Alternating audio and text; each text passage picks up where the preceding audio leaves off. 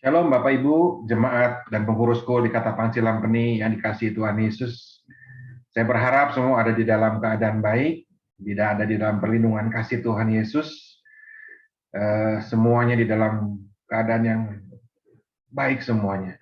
Hari ini di tanggal 12 April 2022 hari Selasa, tanpa terasa kita masuk lagi di dalam pool, dan hari ini kita mau sama-sama belajar di dalam pool, mau sama-sama merendahkan diri dalam pool, untuk mengerti kehendak Tuhan, karena saya percaya Tuhan mau di dalam setiap kehidupan rohani, kita sebagai orang-orang percaya ini bukan hanya jadi sebagai orang yang bisa berkata saya orang yang percaya, tapi saya percaya Tuhan mau dalam kehidupan rohani kita, setiap pribadi demi pribadi, Tuhan mau kita terus menjadi orang yang terus bertumbuh dan menjadi dewasa.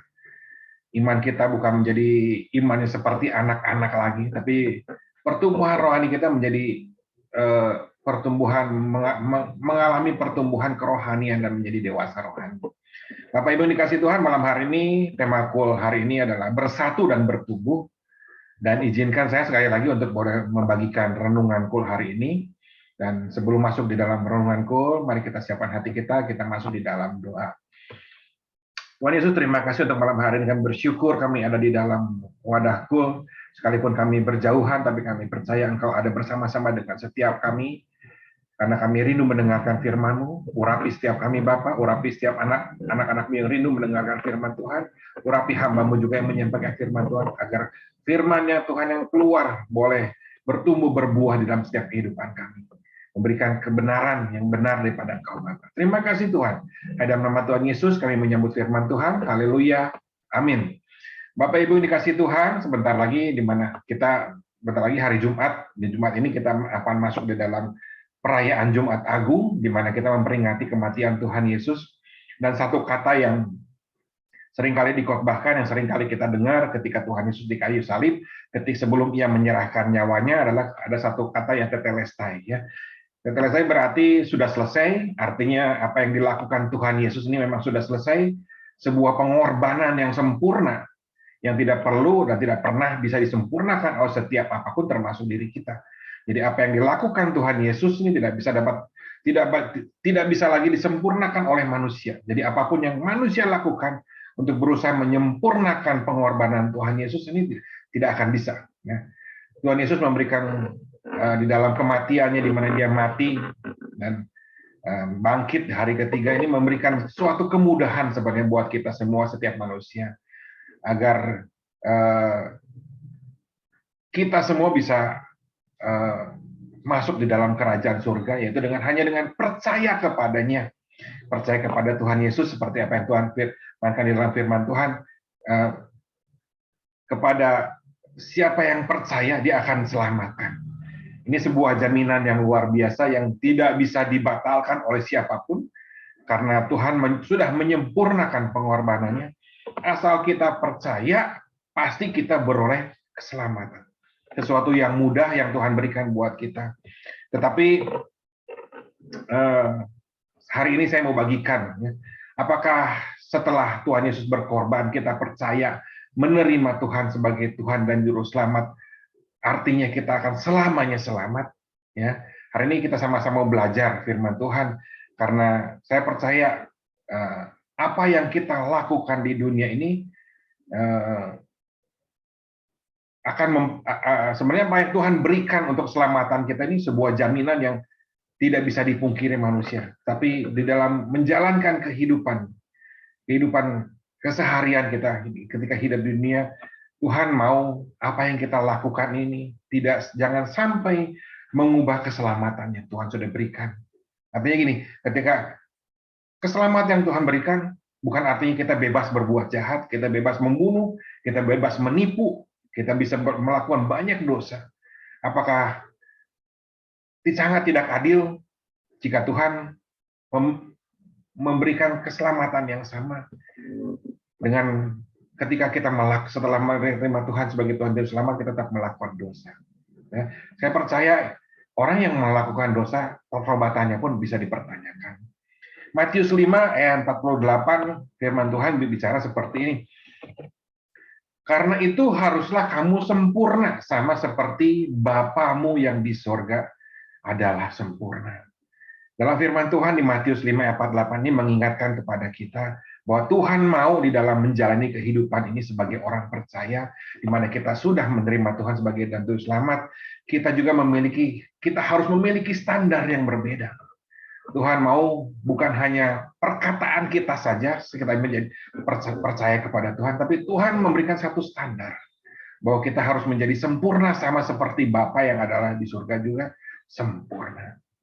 Tentu tidaklah mudah untuk menjadi kita sebagai manusia menjadi sempurna seperti Bapa di surga. Bahkan saya pun tidak tahu ukuran kesempurnaan yang Bapa ukurkan. Karena yang firman Tuhan katakan seperti Bapa di surga. Apakah harus sama seperti persis? Karena saya percaya kita ini dalam manusia, di dalam kehidupan dunia kita sama-sama belajar. Kita rasa sulit untuk kita bisa menjadi sempurna seperti Bapa.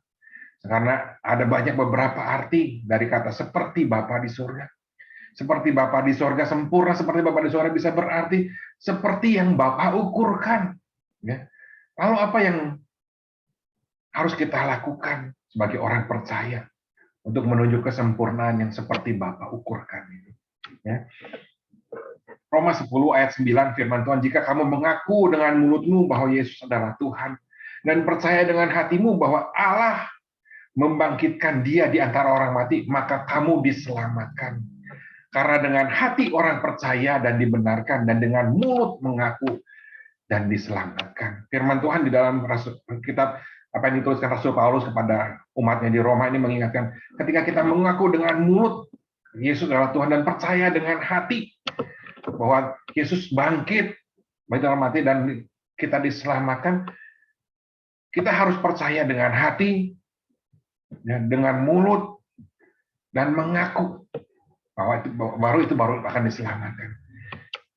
Dengan hati orang percaya dibenarkan dan dengan mulut orang mengaku diselamatkan.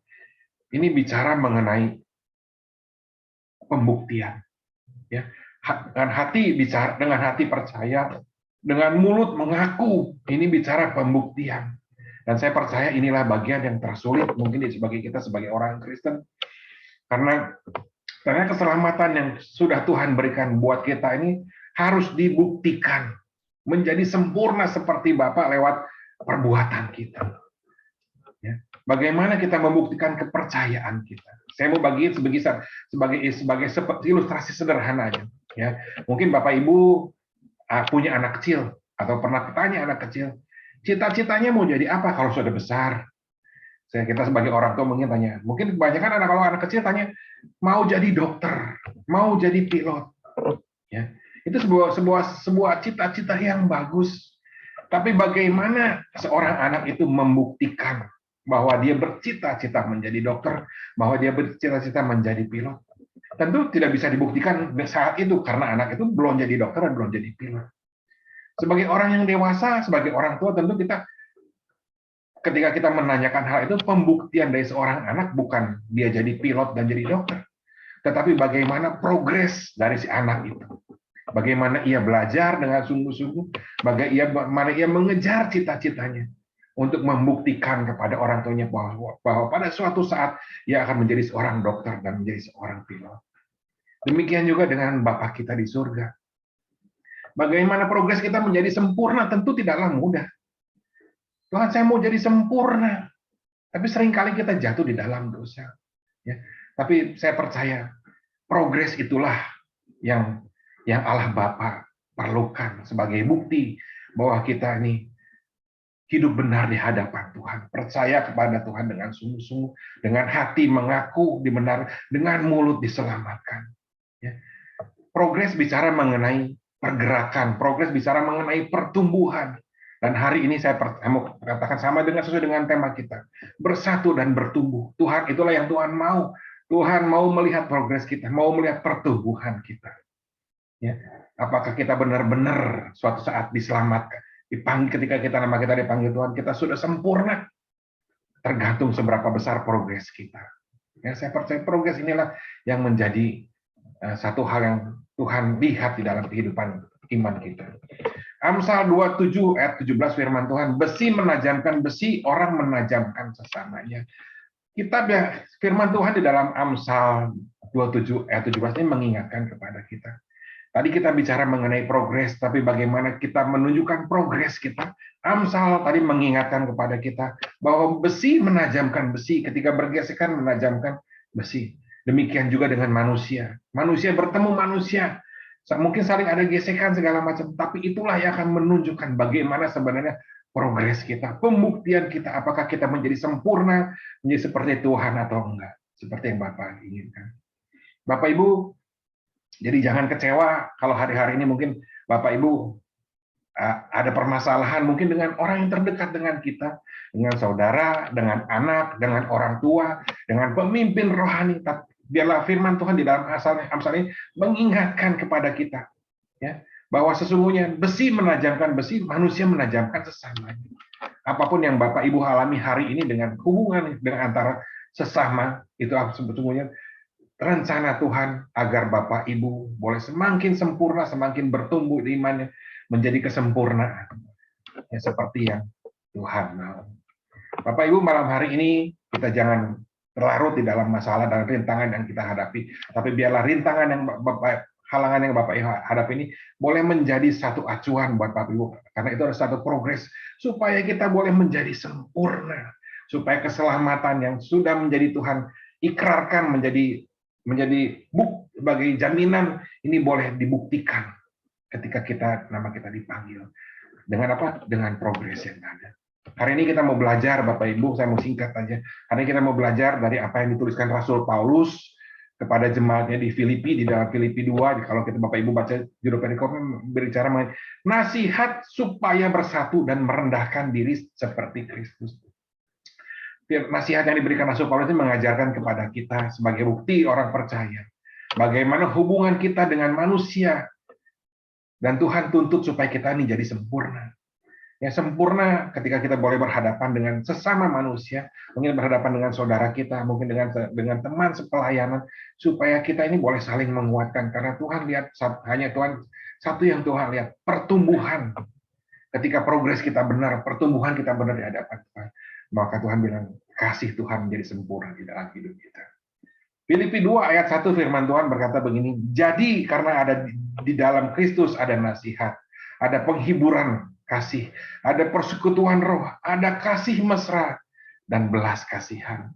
Bapak Ibu, Rasul Paulus mengingatkan ke pertanyaan pertama, kalau kita mau bertumbuh, ya, dengan pembuktian ketika kita boleh bertemu dengan sesama, kita harus punya ada yang namanya, kudu punya yang namanya kasih yang nyata.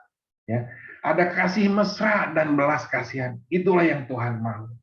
Bapak Ibu, apapun yang Bapak Ibu alami hari ini, Tuhan mengingatkan kita untuk kita boleh tetap saling menasehati, saling menghibur, termasuk mungkin menegur, ya, harus ditegur dengan cara yang dengan dasar kasih dan sabar.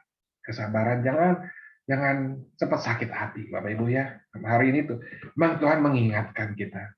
Lukas 6 ayat 3 firman Tuhan, apakah gunanya jika kamu berbuat baik kepada orang yang baik kepada kamu, apakah jasamu?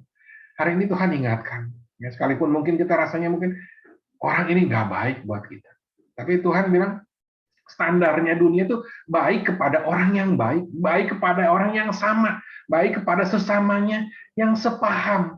Tapi hari ini firman Tuhan bilang, katakan, apakah gunanya kalau engkau berbuat baik kepada orang yang baik? Ya. Bahkan Tuhan mengingatkan kepada Rasul Paulus, kepada jemaat di Filipi, supaya ada tetap kasih mesra dan belas kasihan di antara sesama kita. Amin. Itu yang pertama. Di Filipi 2 ayat yang kedua, firman Tuhan, karena itu sempurnakanlah sukacitaku dengan ini. Hendaklah kamu sehati, sepikir di dalam satu kasih, satu jiwa, satu tujuan. Hal yang kedua, ya, supaya kita bisa boleh saling menguatkan, boleh menjadi ketika kita sesama manusia boleh menjadi saling membangun menjadi sesuatu kesempurnaan.